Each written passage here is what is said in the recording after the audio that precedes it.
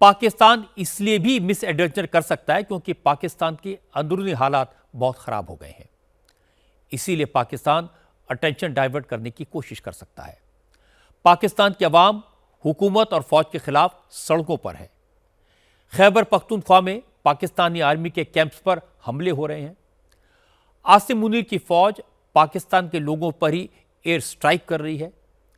इस्लामाबाद में इमरान खान की पार्टी के लोग प्रोटेस्ट कर रहे हैं और पीओके में तो आज़ादी की जंग चल रही है। एक हफ्ते से हजारों लोग मुजफ्फराबाद में पाकिस्तानी फौज के खिलाफ नारेबाजी कर रहे हैं। फौज की गोलीबारी में 50 से ज़्यादा लोगों की मौत हो चुकी है, लेकिन पीओके की आवाम फौज के पाक ऑक्युपाइड कश्मीर में आज 6वें दिन भी पाकिस्तान के खिलाफ प्रोटेस्ट का सिलसिला जारी रहा। अब पीओके के लोग पाकिस्तान की फौज पर जवाबी हमले कर रहे हैं। प्रदर्शनकारी अब इस्लामाबाद से भेजे गए स्पेशल पुलिस के कमांडोज और पाकिस्तानी फौज के जवानों को दौड़ा दौड़ा कर पीट रहे हैं। जहां भी पाकिस्तानी आर्मी के जवान दिखते हैं, अवाम उनको घेर कर पकड़ लेती है और जमकर पिटाई करती है।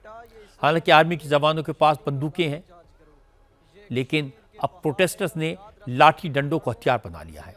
सैकड़ों की भीड़ के सामने आर्मी के जवानों की बंदूकें नाकाम हो जाती हैं। अब पीओके की जनता पाकिस्तानी फौज पर भारी पड़ने लगी है। बेटा, ये इस्लामाबाद नहीं कि तुम शेलिंग और लाठी चार्ज करो, ये कश्मीर के पहाड़ हैं और याद रखो कि अवाम के गुस्से में पाकिस्तानी फौज और पैरामिलिट्री फोर्स के हौसले टूटे हुए दिखाई देते हैं। इस्लामाबाद से 1000 पुलिस वालों का जो दस्ता प्रदर्शनकारियों को काबू करने के लिए पीओके भेजा गया था, उसके बहुत से जवानों ने हथियार डाल दिए। पीओके के कई कस्बों में शहबाज शरीफ की पुलिस के लोग अपनी वर्दियां उतारकर भाग रहे हैं। बहुत से पुलिस वालों ने तो अपने राइट गियर्स को भी सड़क किनारे फेंक दिया है, जिससे वो जनता के गुस्से का निशाना न बने, क्योंकि प्रोटेस्टर्स जहां भी फौज या पैरामिलिट्री के जवान को देखते हैं उन पर हमला कर देते हैं। इसलिए ज्यादातर जवानों ने सरेंडर कर दिया है। जो जवान हथियार नहीं डाल रहे, सरेंडर नहीं कर रहे, उनको पीओके के अवाम हॉस्टेज बना रहे हैं। हालत यह है कि पीओके में जनता के विद्रोह पर पाकिस्तान की हुकूमत बिल्कुल खामोश है। पहले शहबाज शरीफ और आसिम मुनीर ने बंदूकों का डर दिखाया, फायरिंग करके लोगों को डराने की कोशिश की, लाशों के ढेर लगा दिए, लेकिन जनता नहीं डरी। आज़ादी के नारे और तेज हो गए तो शहबाज शरीफ ने बातचीत के लिए डेलीगेशन भेजा, लेकिन पीओके के लोगों ने इस डेलीगेशन से बातचीत करने से इनकार कर दिया। पीओके के हालात पर भारत ने गहरी चिंता जताई है।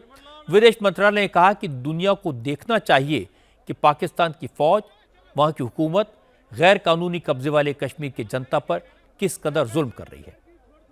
विदेश मंत्रालय के प्रवक्ता रणधीर जायसवाल ने आज कहा कि पीओके से जो तस्वीरें आ रही हैं उनसे साफ है पीओके को आज़ाद कश्मीर कहकर पाकिस्तान सिर्फ दुनिया को गुमराह करता है। हकीकत यह है कि पाकिस्तान पीओके के रिसोर्सेज को लूट रहा है और वहां की जनता को अपना गुलाम बना रखा है। इसीलिए अब पीओके की जनता सड़क पर उतर आई है। हमने पाकिस्तान के कब्जे वाले जम्मू कश्मीर के कई एक इलाकों में विरोध प्रदर्शनों की रिपोर्टें देखी हैं, जिनमें पाकिस्तानी बलों द्वारा निर्दोष नागरिकों पर किए गए अत्याचार भी शामिल हैं।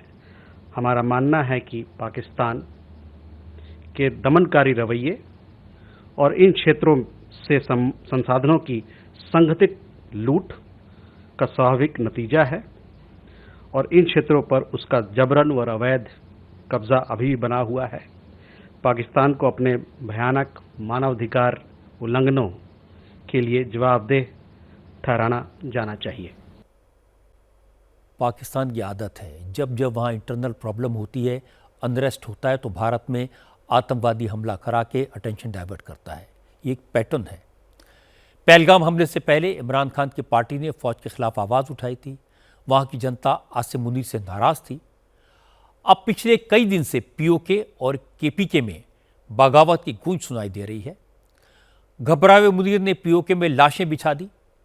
खैबर पख्तूनख्वा में हालात काबू से बाहर हैं। बलूच आंदोलन और उग्र हो गया है। इसलिए वहां की फौज कोई खुराफात कर सकती है। इसीलिए भारत को शक है कि मुनीर की अगली हिमाकत भारत में गड़बड़ करने की हो सकती है। इसकी एक और वजह भी है।